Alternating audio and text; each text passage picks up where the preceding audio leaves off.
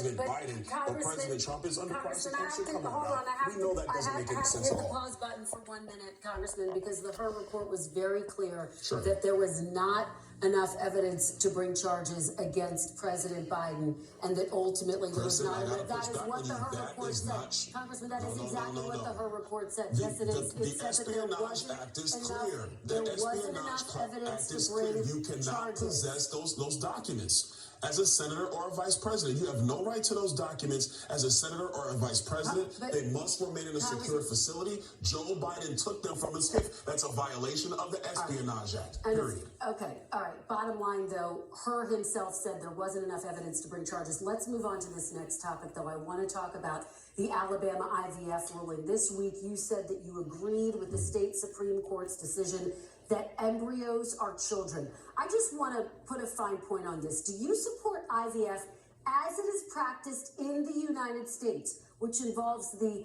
production of embryos that are sometimes destroyed or even donated if they're unused?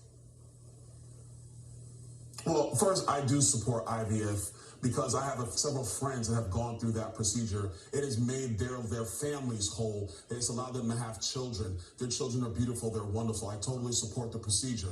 Number two, when the MSNBC reporter asked me that question, I was in the middle of a hallway. I heard the tail end of it. I didn't hear about the Alabama ruling. It was about, do I support that embryos should be protected as life? Look, embryos are important to the production of life. We all come from embryos. That's what I said because I heard half her question.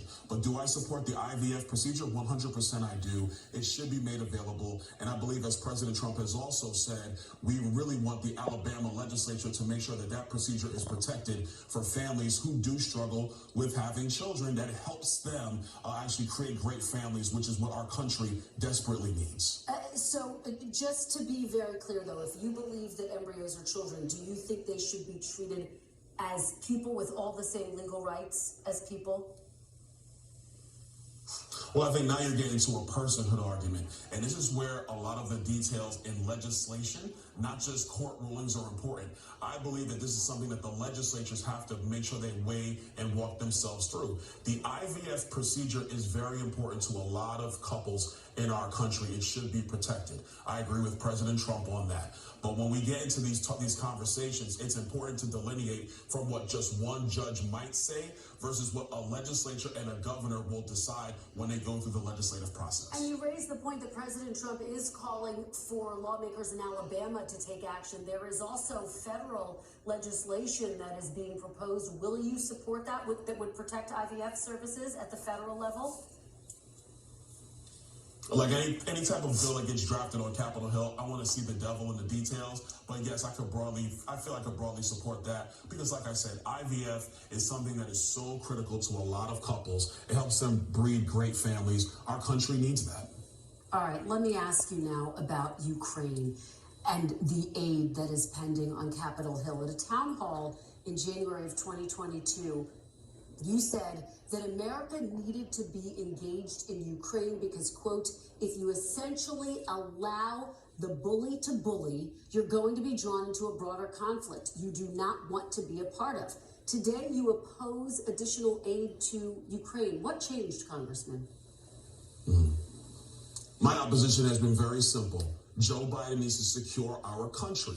The first job of the federal government is to secure the nation, secure our borders. He has failed in that. We are going to have 10 million migrants come into our country at the end of his first term just because he wants to have an open border strategy. That doesn't help our country. And so many citizens are saying, why are we sending billions of dollars to protect Ukraine while our country remains open? So my message has been clear. I agree with the speaker. You want to talk Ukraine funding? Let's talk about it. But you got to secure America first. But Congressman, you have the opportunity to take significant actions to secure the border. The Senate came up with a deal that some veteran senators was the best deal they'd seen to secure the border. It didn't even include demands by Democrats for a path to citizenship.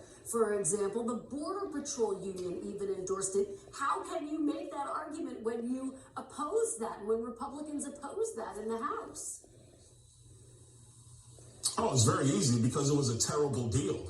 That bill would have codified all the actions of Joe Biden when he became president. There would have been no stop to the flow of migrants going into Detroit, Chicago, Denver, New York, etc. It wouldn't have fixed anything, Kristen. It was a terrible deal. And by the way, it didn't even pass the Senate. So if it doesn't pass the chamber of Congress, it is no deal. But Congressman, the Border Patrol unit that endorsed former President Trump also endorsed this plan. And again, so did a lot of your Republican colleagues on the Senate side who said this is as good as it's going to get. So can you really say you did everything and that you have done everything possible for the border when you've opposed that deal?